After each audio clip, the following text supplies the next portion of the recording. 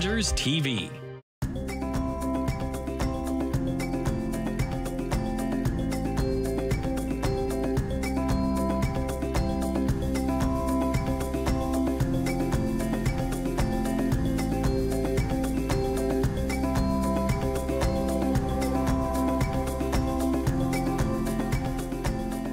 Hi, Savannah. Hi, Tiffany.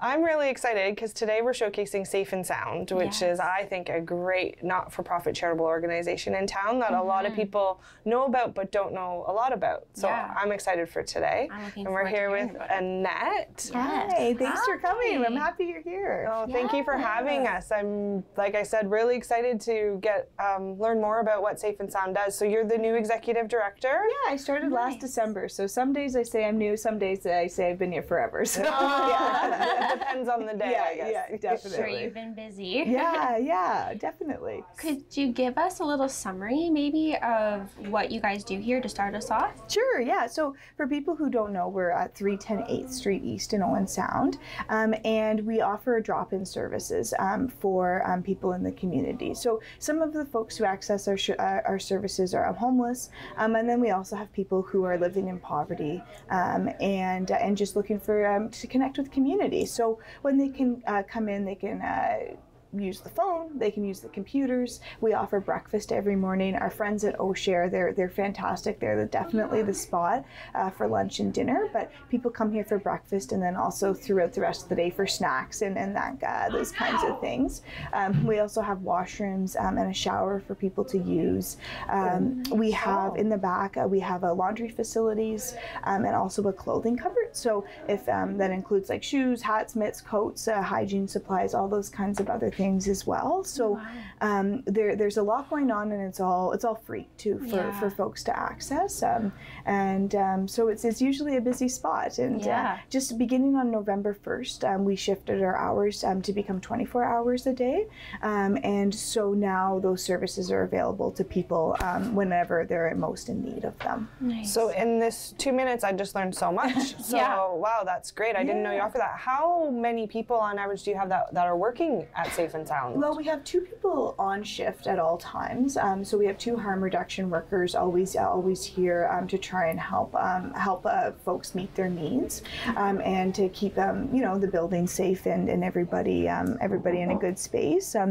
And in total, we have almost 20 employees now. So we've really we also have lots of volunteers come in, and we're always definitely looking for more people to come in and volunteer, because it really is a major help for the staff to have people who can help, particularly with the clothing in the back. And I think I forgot to mention before too that we also have transitional housing units upstairs. So we have 4 single unit apartments where folks can stay for somewhere between a year and up to maybe even 3 years. And the transitional housing units are an important spot in the continuum of housing for people to try and help them build some skills where they'll be more successful in a private market or in a more traditional rental or housing setting in the future. So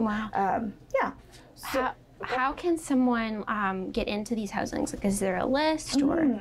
So every area has been mandated by the province to keep something called the by names list. So here it's the county. So the county has a list of everybody who's homeless at any point, and that gives us the data about how many people are unsheltered, how many people are couch surfing, all those different things.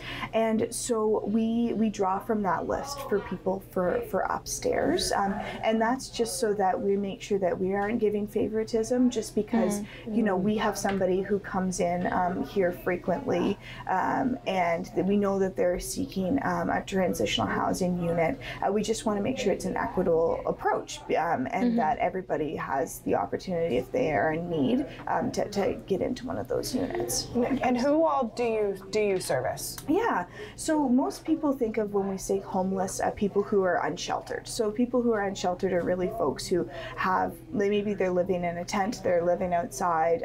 It's kind of the stereotypical understanding of homelessness, but homelessness really exists in a continuum. And so we also have people who are precariously housed or provisionally housed, and those are people who are precariously housed people, maybe let's say they're sleeping on somebody's couch. So they have someone that they can stay with, but it's not like their name isn't on a lease. And so they're very vulnerable to the dynamics of the house. If someone says, tomorrow you're out, kind of thing. So a lot of the people who access our services too, maybe they have a place, but they just need to come here because it's a lot of pressure, maybe, to be on someone's couch all the time. So they'll come in here for the day, and then they'll go back just for the time that they need to be staying at that place, to kind of help those relationships. We have some people also who have a place, but maybe they haven't got all their utilities connected. So they might come in for a shower or to do laundry.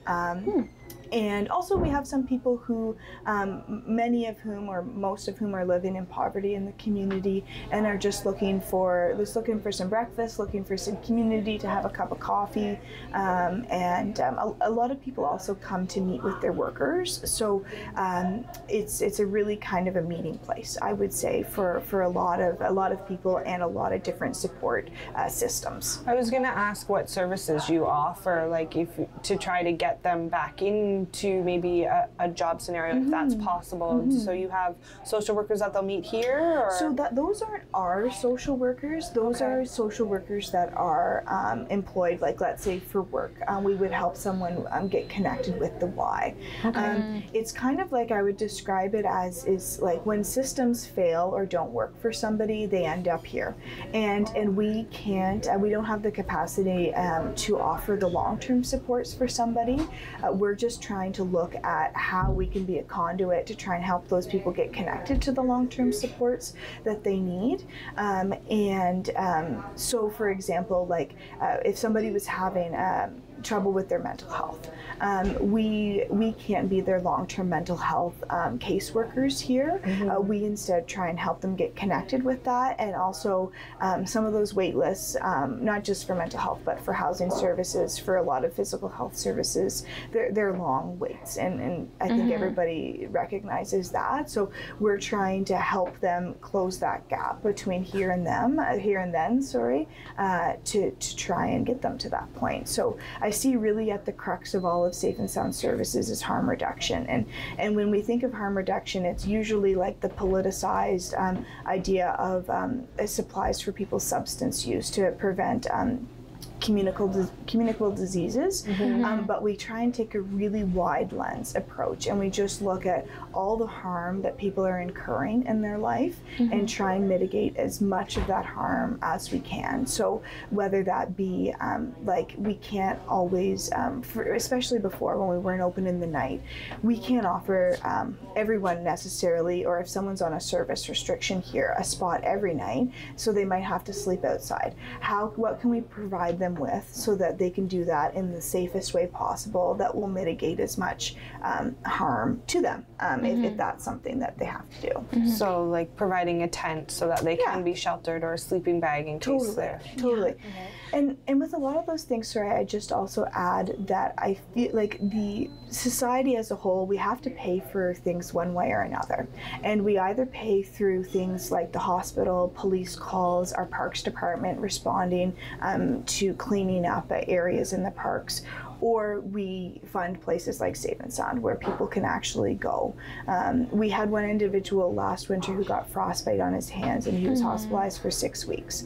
Well, the cost to the system of having one person hospitalized for 6 weeks, it significantly outweighs the costs of the whole facility being open for a whole winter for many people. So I do see all these interventions as also very cost efficient and smart ways to go about addressing some of the strains that we have right now financially. Now, with you being open now for the winter months, so you're open November 1st until March 31st. March 31st, so the colder months of the year. Now, do you offer beds for them to sleep, like cots? Or? Yeah, we don't offer beds. So because of the size of our building, we're not made to be somewhere where people sleep. And to say that, I also want to make clear, like, I don't think that, none of us here believe that people ought to be only given chairs. We believe that people deserve beds, people deserve apartments, and that this isn't a long-term solution for people and their health. But that being said, we knew of 3 people who were unsheltered who passed away last winter, and so we needed to take some intervention to try and address that and keep people alive long enough for the community to make the changes for those other housing options to become open. Right. So when people come in, it's just basically our same services that we offer during the day, but now just at night. And we ask for it to be quieter, but people aren't. There's no cots for people to sleep in. Nice. And I see on your social media pages that you guys accept donations. So if someone wanted to help out and donate winter coats or something, how would they go about doing that? Well, definitely our social media is a great point of entry into seeing what we need. Monthly, we have a post of what we're looking for in the month, and it's pinned to the top of our page. We're also always looking for breakfast foods, especially, or foods that are pre-made that it's staff don't have to take a lot of time to make. So, for example, muffins, those are kinds of things, or sandwiches that are in baggies. All those kinds of things are things that people can just come to the door and leave and donate. And now that we're open 24 hours, I guess they could come 24 hours to do it. Nice. That's awesome. Yeah. That's great. Do you have a limit on how long people are allowed to stay? Not currently. Okay. So it's definitely something that one thing that we keep saying is that we're going to open the doors and learn and see, and we'll see that if that becomes an issue, that people are because we only have a capacity of 18. We anticipate, like in our first night we had 23 people, but they all weren't here at the same time. So we'll see as it gets colder and more people know about us and they start to come in, if that capacity limit does start to become a factor. And if it does, maybe at that point we would need to have some conversations about limiting people's time in here. But as of right now, it hasn't been a problem. So until it's a problem, we'll leave it. Right. Yeah. Right. Does that 18 include your staff? Yeah, it does. Okay. Yeah. Okay. And yeah. Wow. So I think that one thing that I really want people to hear and see is that we are working to end homelessness, and that's something that we are trying to do every day when we come here. And I think that there's times a conception that we're creating an industry for ourselves, but we're trying to work ourselves out of a job, and in a way that we want to serve people lunch or breakfast while they're sleeping in a home at night.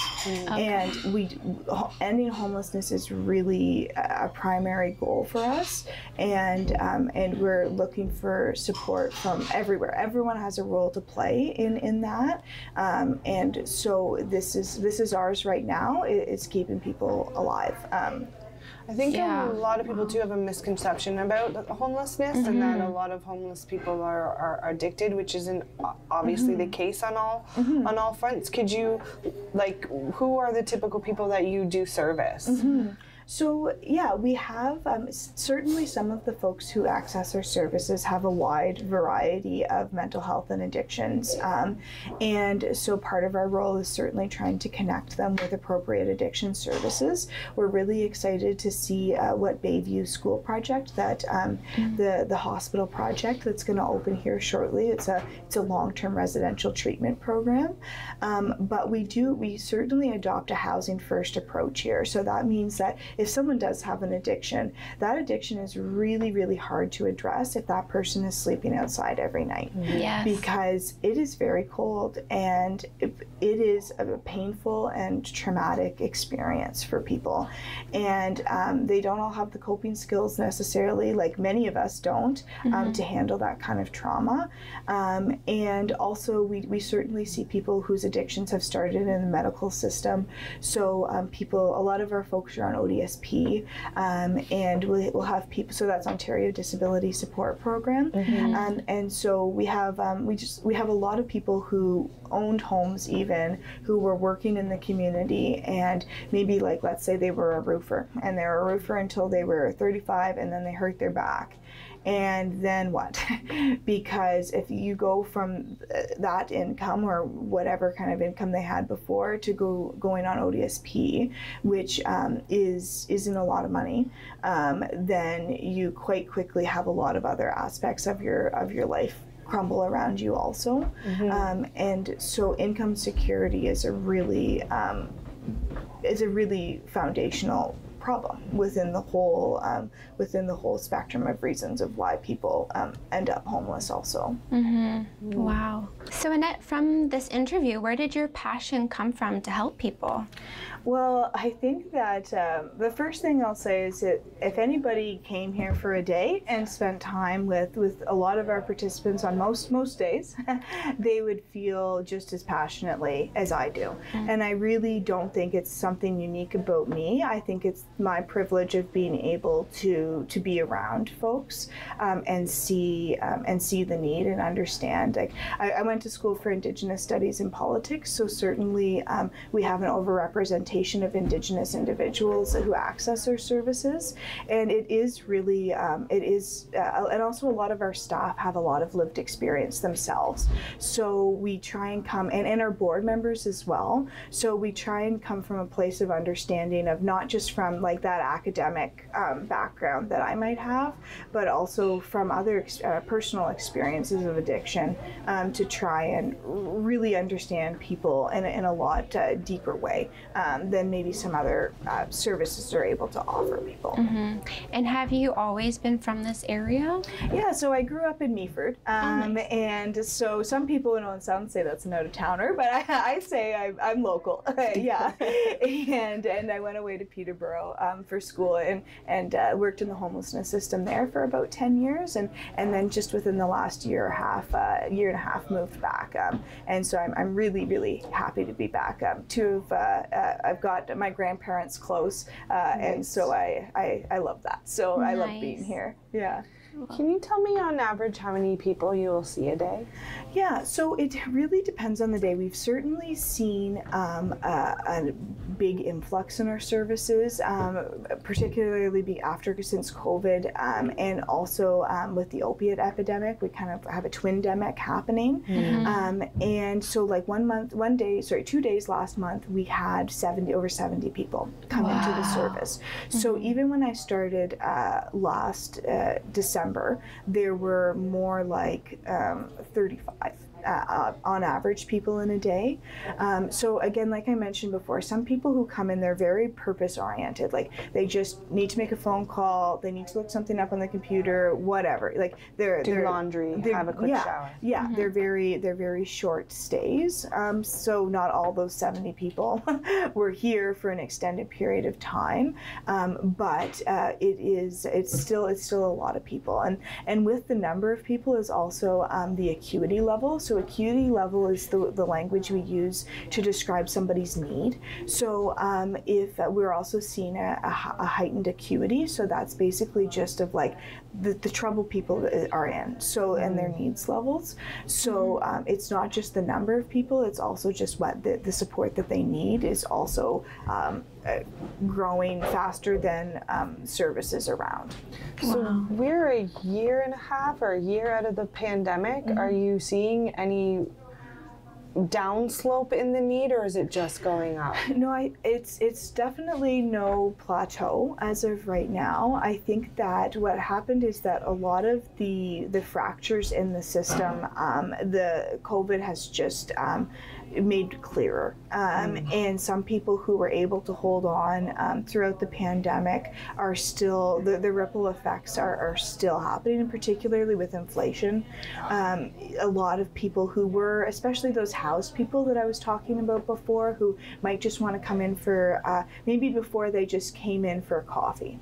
Well, now they need to come in also for the computer because maybe they can't afford their internet now. And then it's kind of a cascading from there. So unfortunately, there hasn't really been a plateau as of now. Okay, wow. Well, I have learned a lot from this. It's crazy. I didn't realize that the services you offered, like to do laundry or have a quick shower, that wasn't something that even occurred to me. I think I just thought of it as maybe as a shelter, where that's not the case, and what you offer is it's amazing, and we need people like you in the community. And I love how you said that your goal is to get people housed. You want to get yourself out of a job, which is not everybody would say that. No. So that's to be commended. Yeah, thank you. And I think that it's really important to center that as the goal, and that, you know, it's something that it's a real possibility within the community, and we have to keep that hope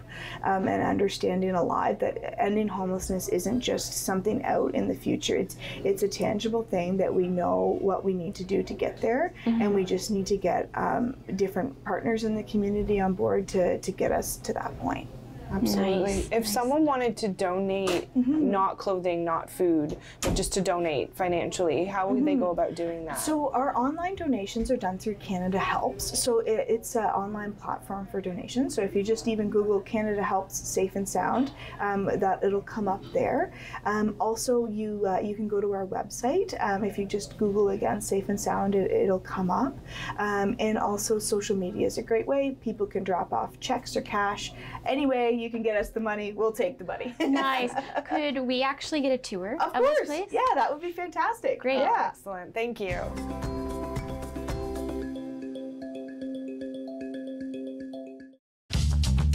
This program is brought to you by Ignite TV. Now you're in command. Visit Rogers.com for more details.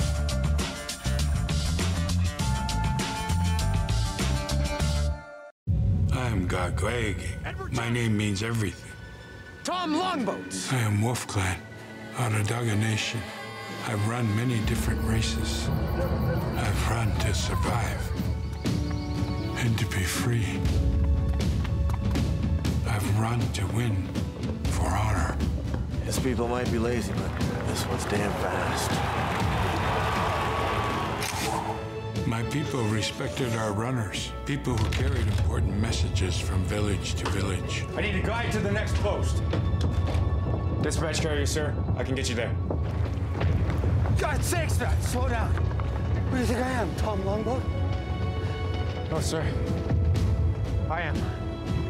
Running makes me feel alive. It's everything. Tom Longboat was the first Indigenous person to win the Boston Marathon. He ran his way to international fame and became an inspiration to generations of athletes. October 5th, 2014, my daughter was hit by a train. She was walking along the sides of the tracks, and it shattered her world.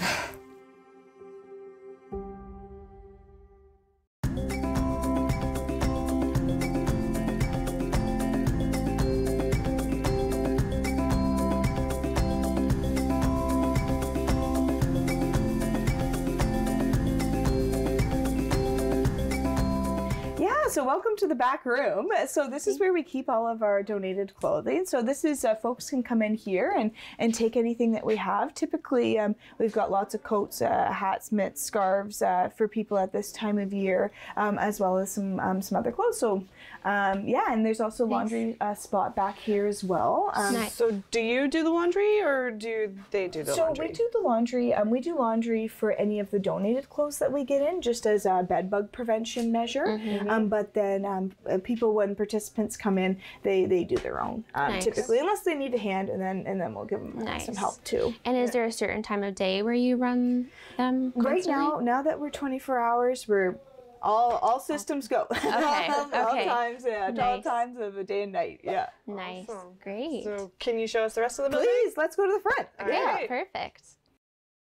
So we're at the front of the building, and this is where you would serve your breakfast. Yeah, so this is sort of our main space here for people to be. So there's obviously the tables for people to sit at and eat at. And we have here at the front too a spot for people to take any canned goods that we have excess of. Our computers are over here as well, our phones.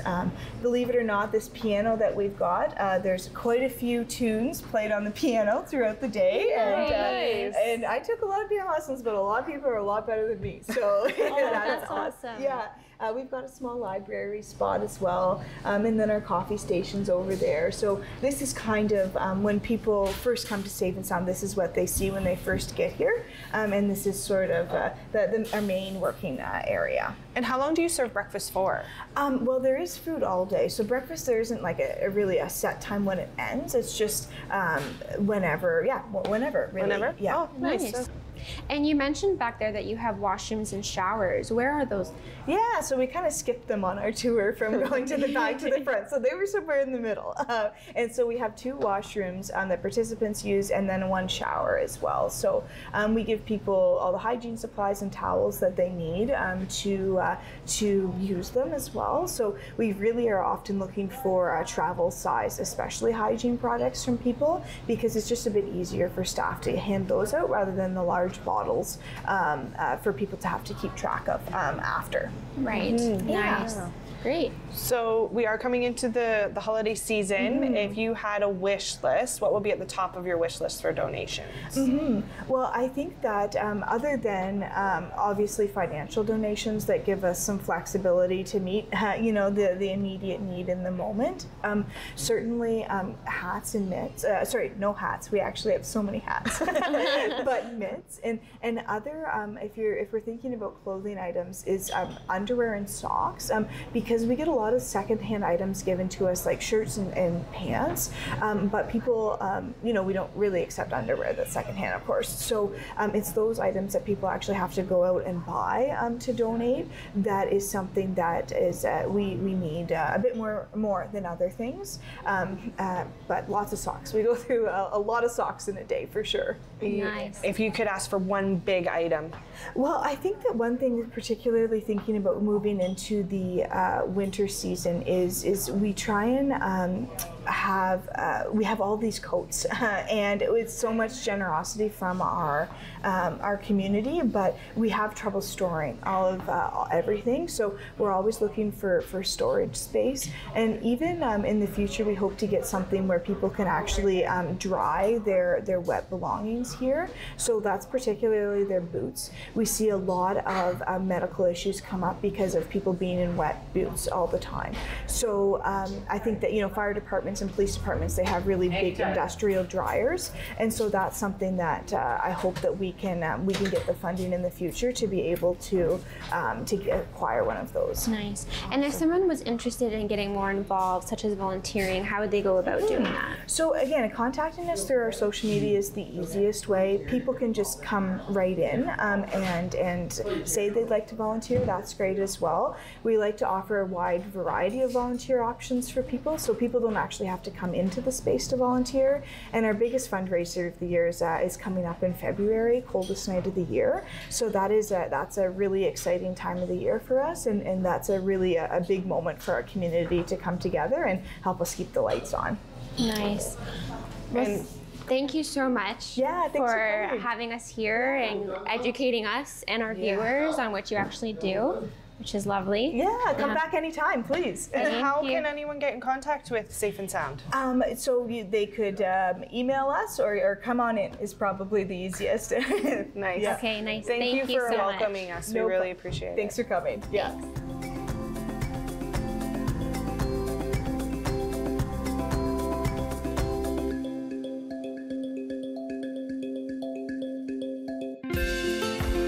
Call the Rogers TV viewer response line, email us, or connect with us on social media.